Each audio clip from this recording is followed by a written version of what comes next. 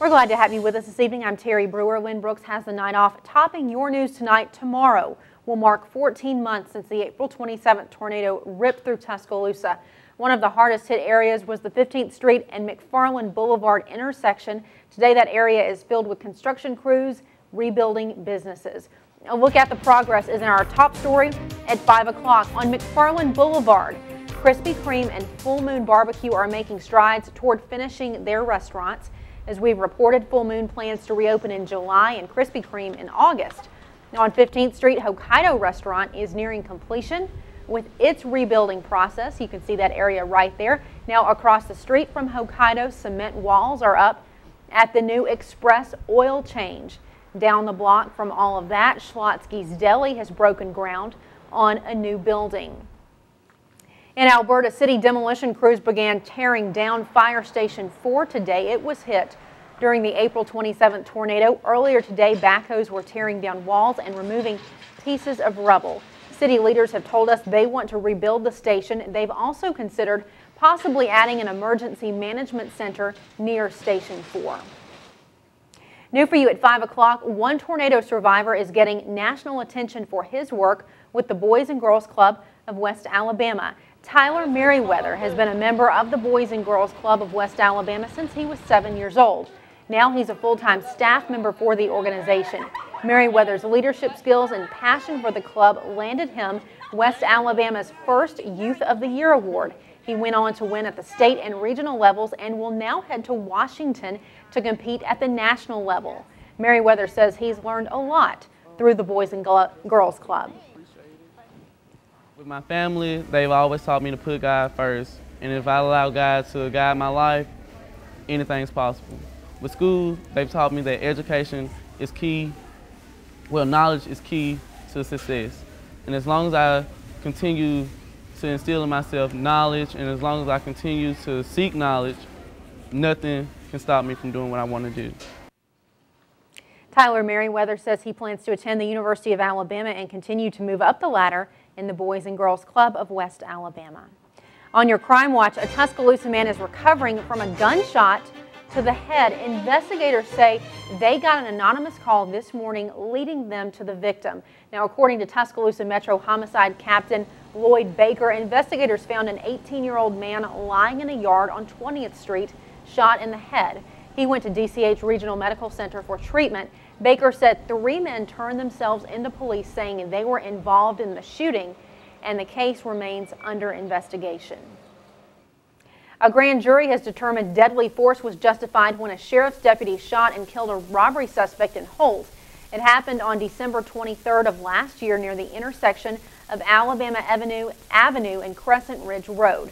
Officials say Barry Neal Mullenix Jr. had tried to rob Sumner's Grocery on Alabama Avenue. Authorities say Mullenix shot at a deputy who was responding to the 911 call. The deputy returned fire, killing Mullenix in the street. The deputy is still recuperating from the injuries and has not returned to work. The U.S. Supreme Court issued a ruling Monday on the controversial immigration law in Arizona. Of course, that has many people wondering how could that impact Alabama's immigration law. The Supreme Court blocked some parts of the Arizona law, but the court upheld one of the most controversial sections of the law, which allows police to check a person's immigration status. That provision is drawing sharp reaction from both sides. Alabama's immigration law closely follows Arizona's law. Because of this, some political analysts are saying Alabama should stop enforcing their existing laws. And many groups have already filed suit deeming Alabama's immigration law unconstitutional, including the U.S. Justice Department, the Hispanic Interest Coalition of Alabama, and a group of Alabama church leaders. On your Health Watch, new testing options for HIV. The Centers for Disease Control and Prevention are about to offer rapid tests at drugstores. Officials say the test will be at drugstores in 24 cities and rural communities. The test involves a swab inside the mouth, and results take about 20 minutes. Health officials estimate about 1.1 million Americans are infected with HIV, but as many as 20% don't know they're carrying the virus. Now, tomorrow is National HIV Testing Day. You can get a free and confidential test from the West Alabama AIDS Outreach Organization. That'll be happening tomorrow at Monash Park on Hackberry Lane in Tuscaloosa, 10 a.m. until 2 p.m. Well, when it comes to losing weight, some people want it to happen as fast as possible, but experts say losing too much too fast is just not safe. So, how can you drop the pounds quickly and stay healthy? Reporter Susan Hendricks talks with a registered dietitian to get some tips. Quick weight loss claims that sound too good to be true probably are, and the pounds usually don't stay off for long. So it's important to make sure that you lose the weight, but do it slowly. No more than about 1 to 2 pounds a week would be considered healthy. But there are smart ways to approach weight loss to help us safely shed pounds faster. First, double up on your veggies and cut your carbohydrates in half. Cut back on processed grains, and then scale back on starchy carbohydrates like your bread, rice, and pasta. Next, try limiting liquid calories.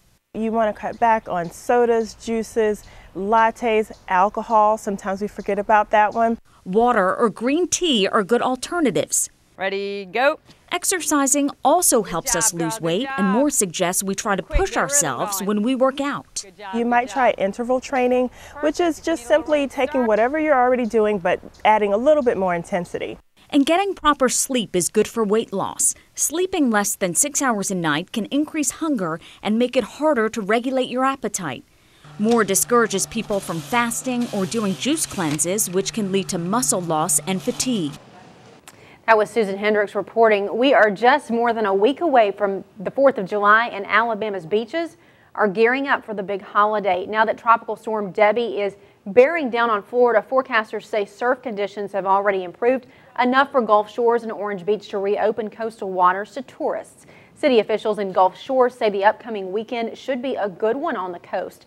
The Independence Day period is one of the year's busiest times for tourists.